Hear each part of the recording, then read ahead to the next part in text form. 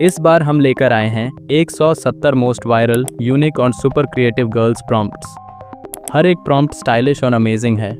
यकीन मानो ये पूरा कलेक्शन आपको ज़रूर पसंद आएगा। सबसे पहले स्क्रीन पर दिख रहे सभी प्रॉम्प्ट्स के एक एक करके स्क्रीनशॉट ले लो ताकि बाद में आसानी से यूज़ कर सको। और हाँ, वीडियो पूरा देखने के बाद डिस्क्रिप्शन में दिए गए व्हाट्सएप चैनल के लिंक पर ज़रूर क्लिक करना और चैनल ज्वाइन कर लेना, क्योंकि वहाँ आपको ऐसे ही और भी एक्सक्लूसिव और रेडी टू यूज़ प्रॉम्प्ट्स मिलते रहते हैं। लेकिन उससे पहले चैनल को अभी सब्सक्राइब कर लो, क्योंकि यहाँ हम लाते हैं आपके लिए ऐसे ही क्रिएटिव, ट्रेंडिंग और AI पावर्ड कंटेंट। और हाँ, अगर आपने हमारे पुराने बॉयज़, गर्ल्स और कपल फोटो प्रॉम्प्ट्स वाले वीडियो नहीं देखे हैं तो उनकी प्लेलिस्ट का लिंक डिस्क्रिप्शन में दिया गया है, वहाँ से जाकर ज़रूर देखना, आपको ढेर सारे प्रॉम्प्ट्स मिल जाएंगे।